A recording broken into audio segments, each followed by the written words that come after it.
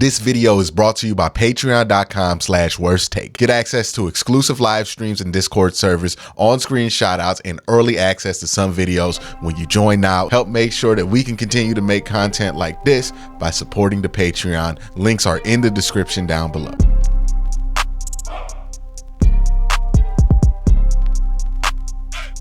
What is the best case scenario for the Browns for the rest of the season? Is it winning? Some people would argue it's not even winning. Some people would argue lose as much as possible to get the earliest draft pick as possible. I don't think that's the case. I think there is a best case scenario that does involve winning. And it's important to win, even if you're not going to win it all, for reasons I'm going to talk about today. But let's talk about why losing is not the answer that I think some people want it to be. One, if we're just talking about this logically, which tanking is supposed to be a logical decision, right? The draft this year is not a great draft. The top 10 of this draft, not going to be that much different than the top 30 of this draft. Like, there is talent in there that you would take in the first round for sure, but it's not the surefire bona fide talent. I know Travis Hunter is a pretty popular prospect and a pretty intriguing prospect, but even then, the most popular and intriguing prospect in this draft class is a guy that we're debating right now what position he'll play in the NFL. And usually those kind of projects have a mixed history of working out. This isn't like Myles Garrett coming out in 2017 and everybody knew immediately that was going to be one of the best defensive players on earth, or even like a Nick Bosa or something like that. This is not the same guarantee of a hit. And even if it is, we're talking about somebody who's likely going to be a corner, and corners usually aren't like those top tier franchise changing prospects. And that's my big thing against tanking. Tanking only makes sense in such a small and narrow circumstance. And that small and narrow circumstance in which tanking makes sense is when there is a generational prospect who also plays a position that has the ability to be transformative for you. Usually, you know what I'm talking about. That's a quarterback. That's the truth in every sport with tanking. Tanking, I believe, to be a very overrated strategy. Like, when you look at the best teams in any league, it's usually not the teams who tanked shamelessly that are the best teams in the league. Usually those teams continuously underperform for reasons, I think, that are created because of tanking and the culture that tanking creates. But we'll start with why this draft in particular, just not the draft to tank for, right? If there were an Andrew Luck in this year's draft class, I would be all for tanking, because getting a franchise quarterback can change your fortunes overnight. And if it's a guy that there's a lot of consensus on, a guy that fits the mold, a guy who fits what you want to do on offense is there, then yeah, you take him. But as much as I like Jalen Milroe, he's no Andrew Luck. And as much as some people might like Shedeur Sanders, I'm sure the sane ones of them will admit that he is no Andrew Luck or Cam Ward or whoever it is.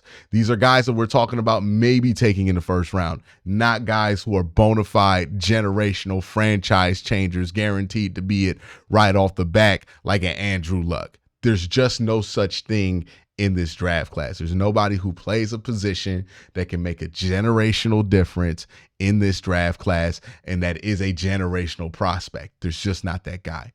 And if that guy's not there, tanking makes very little sense. If you look at the teams who have tanked in the successful versions of those teams who have tanked, you'll see a similar pattern start to create itself, right? Where it's teams that tank, but they keep hitting a ceiling at some point, right? The Philadelphia 76ers are kind of the originator of the popularization of tanking. Sam Hinkie and all of those guys who were involved in that project.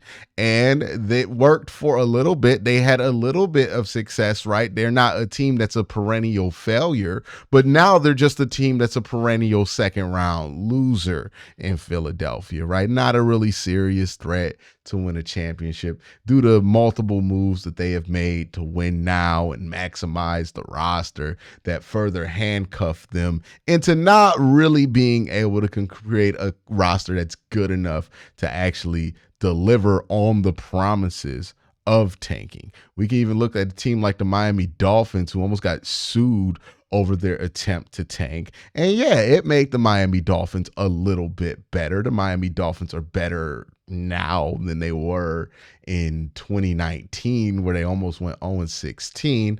But in the process, just like the 76ers, they've gone through multiple coaches. The GM who started the tank ain't there no more, right? And the players that you got from the tank, some of them are good, but some of them you could have just got playing regular.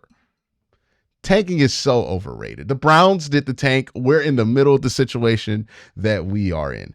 Tanking is the most overrated strategy in sports. And I think the reason it's allowed to get the gain that it has on like the collective ideology of a lot of people, because it sounds logical and it's been painted as this thing, even when people are against it, as this thing that is purely logical, but it just has these emotional downsides. And that's why you shouldn't do it. So the more cynical fans amongst us feel like, okay, well, if it just makes you feel bad for a little bit, that'll be fine if it makes the team better and it's guaranteed to make the team better. And it's easy to fall into that ideology because all you think in your head is, hey, you lose, you get a better draft position. You get a better draft position, you get more draft picks, the better players you get to bring in. It makes sense when you're looking at it through a computer screen. But whenever tanking has been done in practice, it sucks. It's never what you want it to be. And it just ends up in a bunch of fans feeling alienated by the franchise and in a bunch of fans being very disappointed in what the franchise was able to do. Again, look at the best teams in the NFL. Did they get to where they're at from tanking? Are the Chiefs, the Kansas City Chiefs, because they tanked? Or were they an already competitive team that made a move in the top 10 of the draft for a quarterback that they really liked, and they got him and developed him properly in an organization that wasn't hell-bent on losing?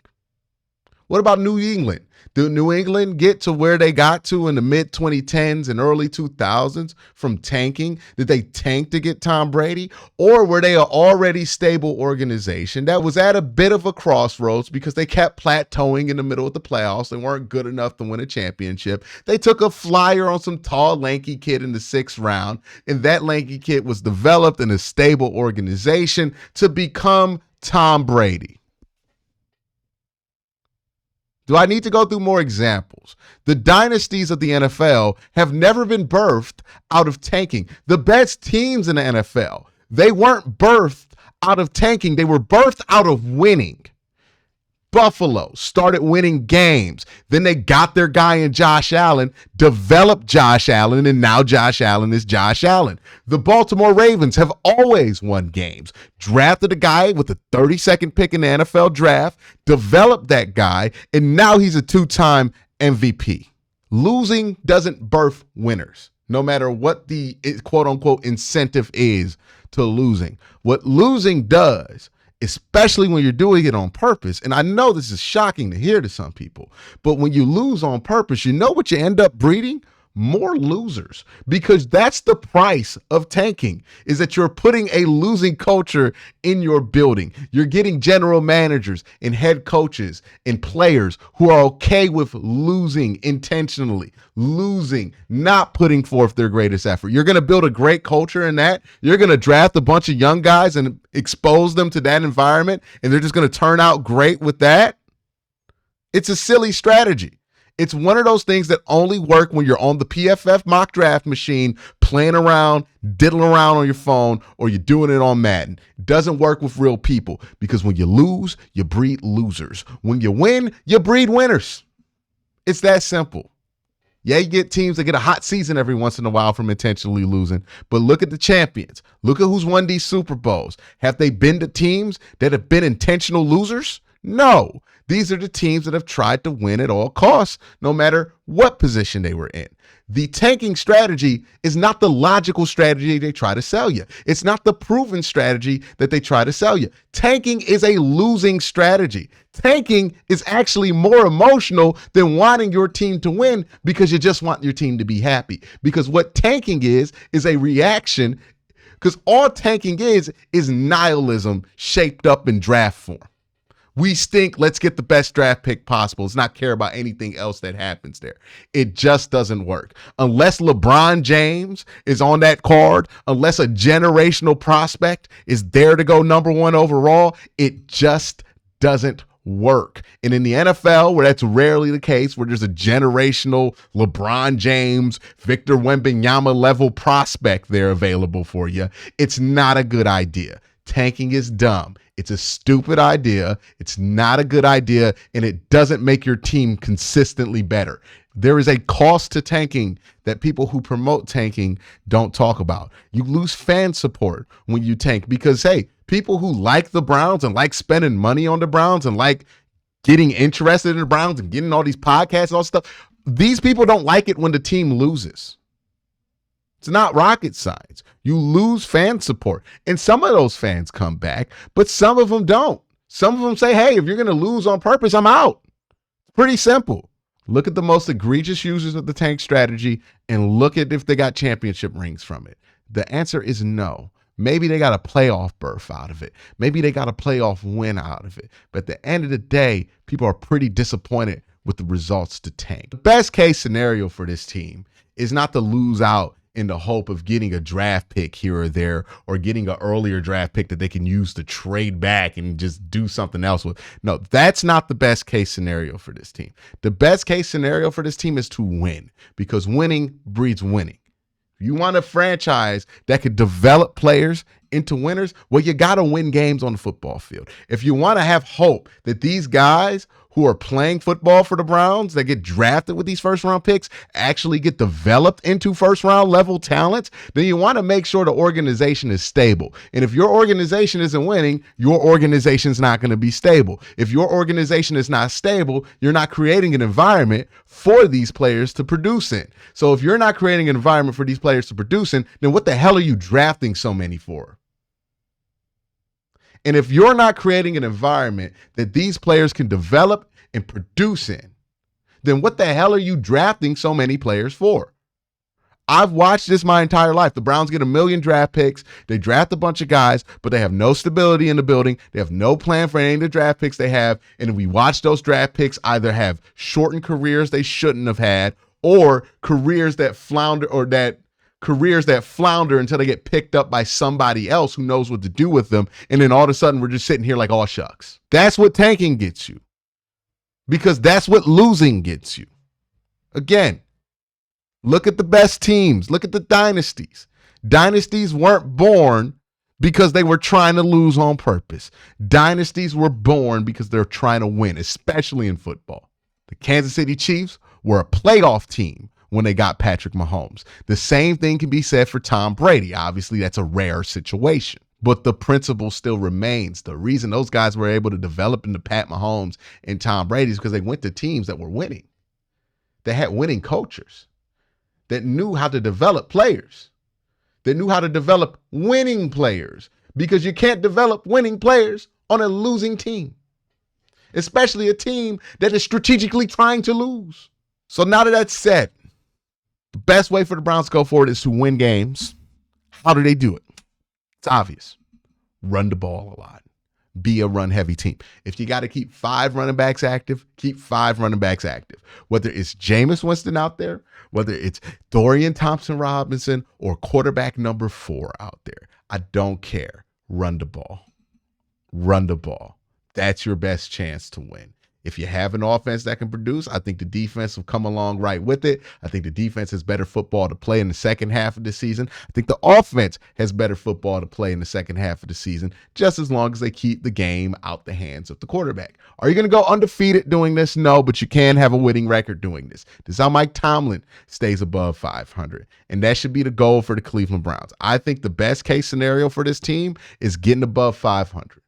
I think they can do it if they just get their ducks in a row and they start playing the football they need to. We can look at their schedule real quick. The Browns play a 2-win Cincinnati Bengals team, a Baltimore Ravens team that has been playing better football recently, but has also been pretty inconsistent, and you get them at home. A similarly inconsistent LA Chargers team. You get a bye week and get to play a Saints team that may or may not have their starting quarterback. A Pittsburgh Steelers team at home on Thursday night that's also switching in and out their quarterbacks. Who knows what quarterback's going to be playing at that time? The Denver Broncos, who have a rookie quarterback. The Pittsburgh Steelers, again, who don't have a quarterback. You have the Kansas City Chiefs. That's going to be a tough game to win. Cincinnati Bengals, that's a winnable game Thursday night. And then you have the Miami Dolphins, who knows who they are. And then you play the Baltimore Ravens, but you play the Baltimore Ravens the last week of the season when they're likely not there to play their starters. The second half of the schedule is not, we thought, we got this the wrong way around. We thought that the Browns had the toughest schedule in football and that the Browns were going to have that toughest part of their schedule in the second half. It turned out that the Browns' schedule in the first half is probably going to be much tougher than it is in the second half. The second half of the schedule doesn't look as tough. The Browns aren't world beaters, but the teams that they're playing aren't world beaters either. If you play this game the right way, if you run the ball, if you keep Deshaun out of the outcome of this game one way or another, and just make him a passenger in this whole experience and play good defense on top of that, you can beat some of these teams here. Baltimore's probably going to be the toughest one to get week 8. I'm not going to lie to you. I don't think they're going to get that one. But even if you just get 8-2 down this stretch, you can get to 9-8. And then this year, that might get you into the playoffs. If you go 9-8, you keep intact the pride of this team. You keep intact the belief in the owners and leadership of this team. And you get to move on from the Deshaun Watson era with some dignity. And then you get to draft somebody to come over and take over for Deshaun Watson eventually, who's not going to go into an environment where there's going to be a million offensive coordinators that have to play through, where they're going to be able to develop. They're not going to be asked to be leaders super early in their career like we did with Baker Mayfield, and they get a real chance to develop like we saw from other teams in a winning environment. That's what the Browns have to do. That's the most important thing to me. Getting an earlier draft pick in this year's draft class, I could care less. But making sure you're creating an environment where somebody can get drafted here and be successful, that matters to me. That's my thoughts. Let me know your thoughts in the comment section down below. Y'all have a great day. Have a better night. Peace.